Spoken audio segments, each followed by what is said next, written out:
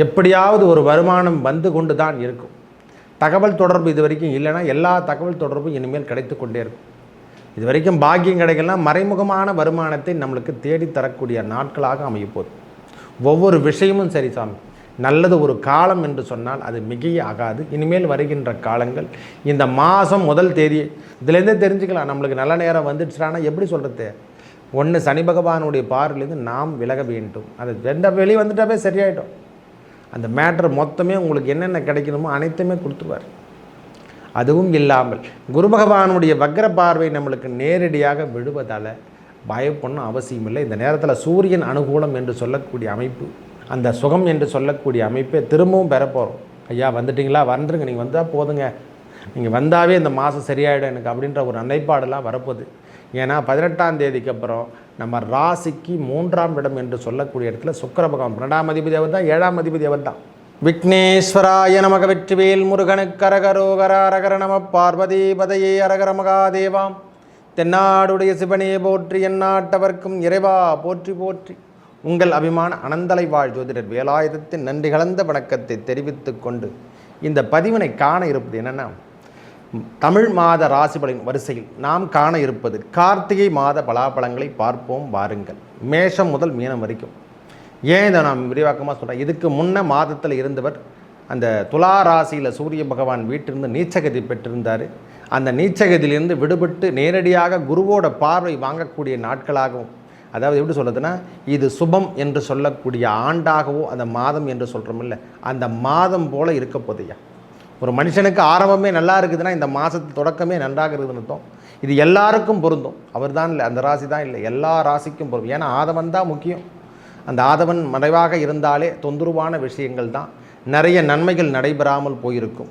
பண விஷயமாகட்டும், ஷேர் மார்க்கெட்டும், எல்லாமே அந்த ஒரு ஆப்போசிட் கொலபரேஷன் தான் வந்து குத்துருக்கும்.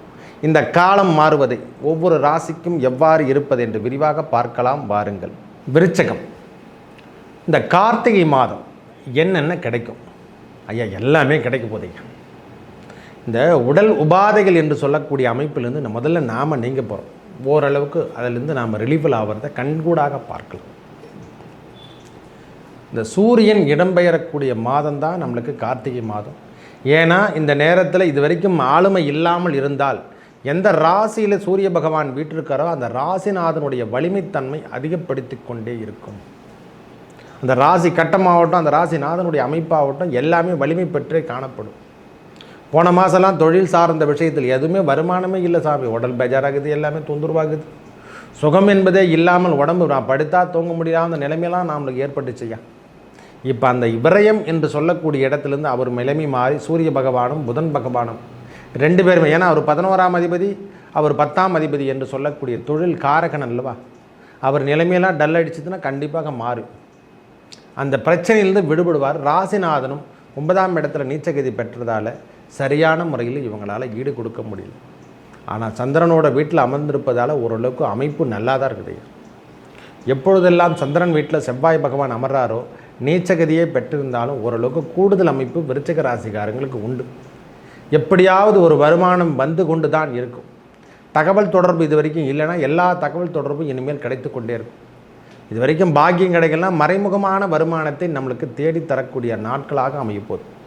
ஒவ்வொரு விஷயமும் சரி சாமி, நல்லது ஒரு காலம் என்று சொன்னால் அது மிகையே ஆகாது. இனிமேல் வருகின்ற காலங்கள் இந்த மாதம் முதல் தேதி சுவாமி சரணமையப்பா என்று சொல்லக்கூடிய கார்த்திகை விரதத்தை நாம் பிடிக்க போகிறோம் ஐயா. அந்த ஐயப்பனுடைய விரதத்தை நாம் மேற்கொள்ளக்கூடிய காலம் என்று சொன்னால் அது மிகையே ஆகாது. அந்த தர்ம சாஸ்தாவை வழிபடுங்க. அந்த சனி பகவானால் ஏற்படக்கூடிய அந்த அர்த்த அஷ்டம சனி எல்லாம் விலகிவிடும். நம்முடைய நோய் நொடிகள் தொந்தரவு, இந்த உடல் தொந்தரவுலேருந்து நாம் விலகிறதுக்கான மாதம் என்று சொன்னால் அது கார்த்திகை மாதமே. நம்மளுக்கு உங்கள் தொந்தரவுலேருந்து நீங்கள் விலக போகிறீங்கன்னா உடல் தொந்தரவு, நோய் தொந்தரவு, எந்த தொந்தரவான இருக்கட்டும், முதல்ல இந்த மாதம் 1ஆம் தேதியிலேருந்தே நாம் ரிலீஃபில் ஆகிறது கண்கூடாக பார்க்கலாம். அரசாங்க தரப்பில் எனக்கு சரியான முறையில் எதனா ஒரு வாய்ப்பு கிடைக்காதா, அதை காத்துட்டுருக்கிறவங்களுக்கு அனைவருக்கும் இது ஒரு கூடுதல் வருமானம். சண்டை சச்சரவில் நான் ஆடிட்டுருக்கையா, எந்த தொந்தரவுமே பண்ண முடியல, போன மாதம்லாம் சண்டை சச்சரவாகவே இருக்குது, மனசில் எதையோ போட்டு குழப்பின்னு இருக்கிறவங்களுக்கெல்லாம் இந்த மாதம் முழுவதும் வருமானத்தை தேடி தரக்கூடிய பாக்கியத்தை பெற போகிறீங்க ஐயா. அதில் எந்த மாற்று கருத்துமே கிடையாது. வருமானம் இருந்து கொண்டே இருக்கும். ஒரு 18ஆம் தேதிக்கு அப்புறம் உங்களுக்கு கூடுதல் அனுகூலம் என்று சொல்லக்கூடிய அமைப்பை பெற போகிறீங்க. வெளியூர் பயணங்கள் கண்டிப்பாக போவீங்க. வெளிநாடு பயணம் போகிறதுக்கு அந்தால வாய்ப்புகள் கண்டிப்பாக கிட்டும். வருமானம் இளையம் சகோதரன் சகோதரியோ அல்லது நாம் சின்ன பசங்களாகட்டும், சின்ன குழந்தைகளாகட்டும், தம்பிகளாகட்டும், யாரானா இருக்கட்டும் ஐயா, அவங்க மூலியமாகவும் வருமானத்தை தேடி தரப்போகிறார் ஐயா. இது வரைக்கும் 2ஆம் இடத்துல ஓரளவுக்கு சுக்கிர பகவான் மாறி பரிவர்த்தனை ஏதோ மாற்றி வச்சா மாதிரியே இருக்குது சுவாமி அப்படின்னு நினைக்கிறவங்களுக்கெல்லாம் இனிமேல் அந்த 18 தேதிக்கு அப்புறம் கூடுதல் அனுகூலத்தை பெற போகிறீர்கள். 18ஆம் தேதிக்கு அப்புறம் உங்கள்கிட்ட செல்வங்கள் கண்டிப்பாக இருக்கும் சாமி. விருச்சிக ராசியை பொறுத்த வரைக்கும் 18 தேதிக்கு அப்புறம் உங்களுக்கு தொடர்ச்சியான வருமானத்தை நீங்கள் தேடினோம். இது வரைக்கும் வெளியூர் அமைப்பில் நம்மளுக்கு பணம் வரலைன்னா கண்டிப்பாக கொடுத்துட்டையா, அங்கே கொடுத்துட்ருக்கேன், எத்தனையோ முறை போய் கேட்டால் யாரும் கொடுக்க மாட்டேன்றாங்கன்னா அந்த கூடுதல் அனுகூலத்தை 18ஆம் தேதிக்கு அப்புறம் நம்மளுக்கு பெறப்போகிறோம் ஐயா. கொடுத்துட்டு இருந்தாலும் சரி, வாங்கிட்டு இருந்தாலும் சரி, அந்த தொந்தரவுலேருந்து நாம் விலகப் போகிறோம். இந்த அர்த்த அஷ்டம சனி என்று சொல்கிறோம் இல்லை, அந்த 4ஆம் இடத்தில் இருக்கக்கூடிய சனி பகவானால் தொந்தரவு இந்த போன மாதத்துலேருந்து கொஞ்சம் கொஞ்சமாக விடுதலை ஆகி நீங்கள் வர போகிறீங்க. நேரடி பார்வையிலிருந்து உங்கள் பார்வை மாறி அமையப் போகிறது. தொந்தரவுலேருந்து நீங்கள் விலகுவதை கண்கூடாக பார்க்கலாம். இதுலேருந்தே தெரிஞ்சுக்கலாம் நம்மளுக்கு நல்ல நேரம் வந்துடுச்சுனா எப்படி சொல்கிறது. ஒன்று சனி பகவானுடைய பார்வையிலேருந்து நாம் விலக வேண்டும். அது வெளியே வந்துட்டாவே சரியாயிடும். அந்த மேட்ரு மொத்தமே உங்களுக்கு என்னென்ன கிடைக்கணுமோ அனைத்துமே கொடுத்துருவார். அதுவும் இல்லாமல் குரு பகவானுடைய வக்ர பார்வை நம்மளுக்கு நேரடியாக விழுவதால் பயப்படணும் அவசியம் இல்லை. இந்த நேரத்தில் சூரியன் அனுகூலம் என்று சொல்லக்கூடிய அமைப்பு, அந்த 11ஆம் அதிபதியும் சேர்ந்து 2 பேரும் நம்ம ராசி கட்டத்தில் இருக்குது. நம்மக்கிட்டே எல்லாமும் இருக்குது ஐயா, நாம் தான் செயல்படுத்தலை. இது வரைக்கும் செயலாக்கங்கள் நான் செய்யலைன்னா இனிமேல் நீங்கள் செய்கின்ற வேலைகள் அனைத்திலும் வெற்றி கிடைக்கும். கல்வி சார்ந்த விஷயமாகட்டும், தொழிலுறவு பணமாகட்டும், ஒரு தொழிலை தொடங்கிட்ட ஐயா, அந்த தொழிலில் நான் வெற்றி பெற முடியலன்னா கண்டிப்பாக இந்த மாதம் எல்லாமே வெற்றி கிடைக்கும். ஒரு அனுகூலமான மாதம் என்று சொன்னால் அது கார்த்திகை மாதம். எல்லாருக்குமே சொல்கிறேன், அனைவருக்கும். ஏன்னா சூரிய பகவான் நீச்சகதிலிருந்து வெளியே வந்தாவே போதுமானது. அவர் வெளியே வந்துட்டு குருவோட பார்வை நல்லா வாங்குறாரு பாருங்க, அதுதான் செயலாக்கும். சூரியன் சந்திரன் அல்லவா தாயார் தந்தையார் என்று சொல்லக்கூடிய அமைப்பு. ஒரு தாயார் என்று சொன்னால் அது சந்திரனை குறிக்கும், தந்தையார் என்று சொன்னால் அது சூரியகாரன். அவர் தான், வேறு யார், எல்லாருக்குமே அனைவருக்கும் அந்த சிவன் சக்தி என்று சொல்லக்கூடிய அமைப்பு எது பேருனா சூரியன் சந்திரன் என்று சொல்ல. நம் கண்ணுக்கு தெரிஞ்ச கடவுள் என்று சொன்னால் அது 2 பேர் தான். நம்மளுக்கு நல்லா தெரியும்னா அவங்க 2 பேர் தெரியும். லோகத்தை கால்பவன் என்று சொல்லலாம், லோக மாதா லோக நாயகன் அப்படின்னு சொல்கிற மாதிரி அந்த ப்ரோக்ராம் 2 பேருக்குமே கிடைக்குதுறானா இந்த நேரத்தில் அது பரிபூர்ணமாக உங்களுக்கு கிடைக்க போகுது. விருச்சிகத்தை பொறுத்த வரைக்கும் கொடுக்கல் வாங்கலில் இருந்து வந்த பிரச்சனை, தொழிலில் முடங்கி போயிருந்து நான் எதுவுமே செயல்படுத்த முடியல, திருமணம் சார்ந்த உறவுகள் எனக்கு கைகூட மட்டும் இருந்தையா, இந்த காதல் திருமணம் என்று சொல்லக்கூடிய அமைப்பு இந்த 18 தேதிக்குள்ளே நம்மளுக்கு அந்த கம்யூனிகேஷன்லாம் கிடைச்சிடும் சார் ஐயா. திருமணம் திடீர் திருமண வாய்ப்புகள் இந்த மாதத்தில் தேடி வரக்கூடிய காலம். திடீர்னு பார்த்தோன்னா ஒரு 18 தேதிக்குள்ளே நம்மளுக்கு திருமண வாய்ப்புகள் தேடி வந்துடும் சாமி. அதில் எந்த மாற்று கருத்துமே சொல்ல முடியாது. ஏன்னா 11ஆம் அதிபதி என்று சொல்லக்கூடிய புதன் பகவான், அந்த பகவான் குருவோட பார்வை வாங்கிறதால அந்த காதல் என்பதும் 18 குறிக்குது, அதாவது 11 குறிக்குது. அந்த காதல் விவகாரத்தையும் நம்ம ராசிநாதன் நம்ம ராசியில் வரத்தாலையும் இது வரைக்கும் காதலே வரல சுவாமி, நான் காதலிக்கலைன்னா திருமணம் திடீர் திருமணத்தையும் கொடுத்துருவார். நான் காதலிக்க சொல்லலை சாமி தயவு செய்து. ஏன்னா காதல் திருமணம் என்று சொன்னாலும் சரி, திடீர் திருமணம் என்று சொன்னாலும் நம்மளுக்கு திருமணம் நடந்தால் சரி. இது வரைக்கும் எதிர்பார்த்துட்ருக்கையா எதுவுமே கிடைக்கலன்னா கண்டிப்பாக நம்மளுக்கு லைஃப் இந்த லைஃப் பார்ட்னர் நம்மளை விட்டுட்டு ரொம்ப நாள் ஆயிடுச்சு ஐயா, விலகிட்டோம், இதுக்கு எதுவுமே அமைப்பே கிடைக்கல சுவாமி, அவர் என்னாச்சுன்னே தெரியல, போனவரும் வீட்டுக்கே வரல சுவாமி அப்படின்னு நினைக்கிறவங்களுக்கெல்லாம் இந்த மாதம் 18 தேதிக்கு அப்புறம் அந்த லைஃப் பார்ட்னர் எங்கே இருக்கிறாரோ தேடி வரக்கூடிய காலமாக அமைய போகுது. அதாவது கணவன் நம்மளை விட்டுட்டு ரொம்ப நாள் ஆயிடுச்சுங்க, ஒரு 2 வருஷமாக வெளியூர் போயிட்டாருங்கய்யா, இதுக்கு திடீர்னு எதனா ஒரு வாய்ப்பு கிடைக்குன்னா இந்த கிரகங்களுடைய அமைப்பில் திருப்பி அவருடைய கம்யூனிகேஷன் கிடைக்க போகுது. ஃபோன் எடுத்து பேச போகிறார், எங்கே பாருக்க நான் வந்துடுறேம்மா சீக்கிரமாக வந்துடுறேம்மா அப்படின்னு சொல்லக்கூடிய மாதம் நம்மளுக்கு கார்த்திகை மாதம் 18 தேதிக்கு அப்புறம் கிடைக்க போகுது. அந்த சுகம் என்று சொல்லக்கூடிய அமைப்பை திரும்பவும் பெற போகிறோம். ஐயா வந்துட்டிங்களா, வந்துருங்க, நீங்கள் வந்தால் போதுங்க, நீங்கள் வந்தாவே இந்த மாதம் சரியாயிடும் எனக்கு அப்படின்ற ஒரு நிலைப்பாடெல்லாம் வரப்போகுது. ஏன்னா 18ஆம் தேதிக்கு அப்புறம் நம்ம ராசிக்கு 3ஆம் இடம் என்று சொல்லக்கூடிய இடத்துல சுக்கிர பகவான் 12ஆம் அதிபதி அவர் தான், 7ஆம் அதிபதி அவர் தான். அந்த இடத்துக்கு பவர் நம்மளுக்கு கிடைக்க போகுது. நேர் பரிவர்த்தனை யோகம், பார்வை பரிவர்த்தனை யோகம் பெறாங்க.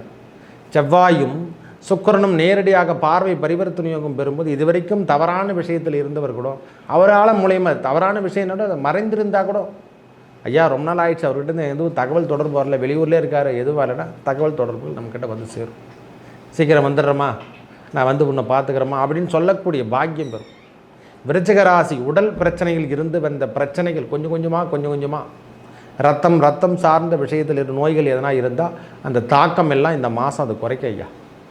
விருச்சிக ராசிக்காரங்க அனைவருக்குமே சொல்கிறேன், உடல் பிணி எதனா இருந்தாலும் சரி, மனப்பிணிகள் எதனா இருந்தாலும் சரி, இந்த மாதம் முழுவதும் விட்டு விலகுவதை நீங்கள் கண்கூடாக பார்க்கலாம். ஒரு பராக்கிரமம் உங்கள்கிட்ட இருக்க சுவாமி. திடீர்னு பார்த்தா சொந்த தொழில் செய்யறதுக்கான பாக்கியம் பெற போகிறீங்க இந்த மாதம். இது வரைக்கும் நான் எதுவுமே செய்யலை சாமி அப்படியே இருந்துட்டுன்னா திடீர்னு பார்த்தோன்னா ஒரு பிஸ்னஸ் பண்ணுறதுக்கான அமைப்பு இந்த விருச்சிக ராசிக்காரங்களுக்கு இந்த மாதம் ஏற்படும். பயப்படணும் அவசியமே இல்லை. தைரியமும் தன்னம்பிக்கையும் உங்களுக்கு வளர்ந்து கொண்டே இருக்க போதுங்க ஐயா. தைரியமும் தன்னம்பிக்கையும் இந்த நேரத்தில் உங்களுக்கு வளர்ந்து கொண்டு இருக்கக்கூடிய மாதம் என்று சொன்னால் அது மிகை ஆகாது. வெளியாட்கள் மூலியமாக நல்ல வருமானத்தை பெற போகிறீங்க. நம்மளுக்கு ஏற்பட்டு வந்த தோஷங்கள் அனைத்தும் நிவர்த்தி அடையக்கூடிய காலம் என்று கூட சொல்லும். அதனால தான் சொன்ன திடீர் திருமண வாய்ப்புகள் என்று சொல்லக்கூடிய அமைப்பை நாம் பெற போகிறோம். இது வரைக்கும் கூடுதல் கவனத்தில் நாம் எடுத்திருந்த கடன் பிரச்சனை, நோய் பிரச்சனை எதனா இருந்தால் அதெல்லாம் விட்டு விலகுவதை நீங்கள் படிப்படியாக பார்க்கலாம். இது ஒரு அமைப்பு நம்மளுக்கு திடீர் வருமானத்தை தந்து கூட குத்துறையா ஒரு ஜாக்பாட் காலம் என்று கூட சொல்லுவேன். திடீர்னு பார்த்தா ஒரு 18 தேதிக்கு அப்புறம் வருமானம் இரட்டிப்பாக அமையக்கூடிய காலமாக வந்துடும்.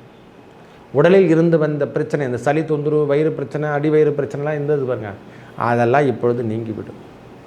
இதெல்லாம் எப்படி போச்சுனே தெரியாது, எப்படி வந்ததுன்னு தெரியாது. ஒரு மனுஷனுக்கு துன்பத்தை எப்படி கொடுக்குறான்னு தெரியாது, அந்த துன்பத்தை யாரால் நீக்கிறான்னு தெரியாது. இதுதான் இறைவன். அந்த செயல்பாடெல்லாம் யார் கொடுக்குறாங்கன்னா நவ கிரகங்கள் மூலியமாக தான் கொடுக்குறாங்க. இது வரைக்கும் விவசாயம் சார்ந்த விஷயத்தில் இருந்தவங்களுக்கெல்லாம் இது கூடுதல் அமைப்பு என்று கூட சொல்லுவேன். விவசாயம் எல்லாம் சரி பண்ண முடியலன்னா இந்த நேரத்தில் விவசாயம் பண்ண ஆரம்பிக்கின்ற திருப்பி அண்ணன் தோண்டும் அவங்களுக்கு. விவசாயமாகட்டும், தொழிலாகட்டும், எந்த வேலையாகட்டும், ஐயா நான் சொந்தமே பிஸ்னஸே பண்ணல, வேலையை விட்டுட்டுலாம் வந்துட்டேன், ஏன்னா சொந்தமாக பிஸ்னஸ் பண்ண ஆரம்பிச்சிருக்கு. சூரியன் வந்தாவே அந்த சொந்த தொழில் செய்யறதுக்கான பாக்கியத்தை பெற்று வச்சுப்பார். சூரியன் நம்ம ராசியில் வந்தாவே சொந்த தொழில் செய்யக்கூடிய பாக்கியம், அதுவும் புதன் பகவானும் சேர்ந்து குருவோட பார்வை நேரடியாக வாங்கும்போது உங்களுக்கு சொந்த தொழில் செய்யறதுக்கான ஆஃபர் கண்டிப்பாக இல்லைன்னா வேலையில் போய் ஜாயின் பண்ணிடுவீங்க. அரசாங்க தரப்பு வேலையில் போய் ஜாயின் பண்ணுறதுக்கான வாய்ப்புகள் கண்டிப்பாக ஐயா சஸ்பெண்ட் பண்ணிட்டுக்கிறாங்கன்னா வேலையில் நிறுத்திட்டாங்க, ஐயா தனியார் துறையிலேருந்து நான் வேலையை விட்டு நின்றுட்டேன்னா திருப்பியும் ஜாயின் பண்ணுவீங்க. இந்த நிலைப்பாடுகள் இனிமேல் வேலை சார்ந்த விஷயத்தில் இருந்து வந்த பிரச்சனை அனைத்தும் இந்த மாதம் விலகும். மேலும் நல்லதெல்லாம் நடக்க அந்த முருகப்பெருமானை வணங்கி வாருங்கள். அந்த தர்மசாஸ்தாவை இந்த மாதம் வழிபடுங்க. சபரிமலைக்கு தான் போகணும் அவசியம் இல்லை, நாம் இங்கிருந்தே விரதத்தை நாம் பிடிக்கலாம். அந்த சுவாமியே சரணம் ஐயப்பா என்று சொல்லி வந்தாவே போதும், அந்த நாம எழுத்தே போதுமானது. என்னால் அங்கே போக முடிஞ்சால் போங்க, இல்லையா அந்த கார்த்திகை மாதம் முழுவதும் அந்த மண்டல விரதம் என்று சொல்லக்கூடிய விரதத்தை நாம் எடுத்தாவே போதுமானது. நாம் இங்கிருந்து வணங்கினாவே போதும். அந்த தர்மசாஸ்தா என்று சொல்லக்கூடிய சனி பகவான், அந்த சனி பகவானின் மறு அவதாரம், அவர் தேவதையே அவர் தான். அவர் தேவதையை நம்ம வணங்கினாவே போதுமானது. எல்லா விதமான பிரச்சனையும் நம்மளுக்கு தொந்தரவான விஷயங்களோட நன்மையாக பரப்பி மாற்றுவார். நல்லதே நடக்கும். நன்றி, வணக்கம்.